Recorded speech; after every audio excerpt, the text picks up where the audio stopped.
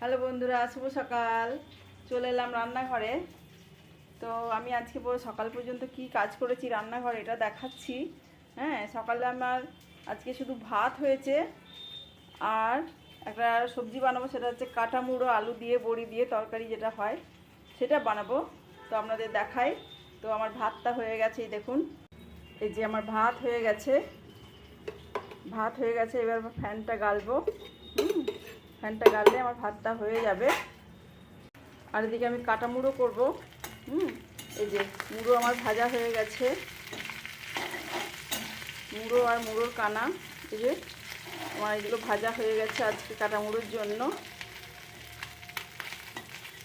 এখনো ভাজাটা পুরো কমপ্লিট হয়নি, হচ্ছে। আর এই যে আমার আলু সেদ্ধ করা হয়ে গেছে, বড় বড় করে ডুমো করে কেটে কাটা মুড়ো দিয়ে করবো, আলু দিয়ে। তো সেই জন্য এটা আলুটা সেদ্ধ করে রেখে দিয়েছি হাফ। আমার বড়ি ভাজা হয়ে গেছে, বড়ি দিয়ে তরকারি হবে যেহেতু এটা। আর এটা আমার আদা বাটা, 1 কুচি রসুন দিয়েছি। হ্যাঁ, এটা গ্রেট করে রেখেছি, আর লঙ্কাগুলো ফোড়ন দেব।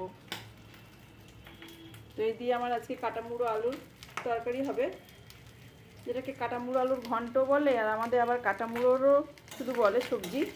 যাই হোক, যেখানে যেটা বলে। তো এই পর্যন্ত আমার রান্নাঘরের কাজ হয়েছে, এই যে।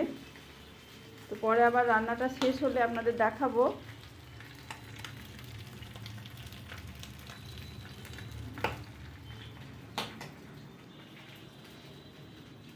তো ভিডিওটা ভালো লাগলে লাইক করবেন।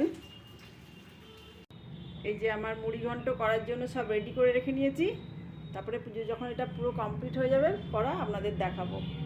সব রেডি।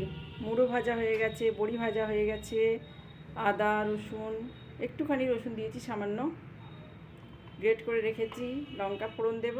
আর এই যে আলু ডুবো ডুবো করে কেটে সেদ্ধ করা আছে। তো আমার সব রেডি করা আছে।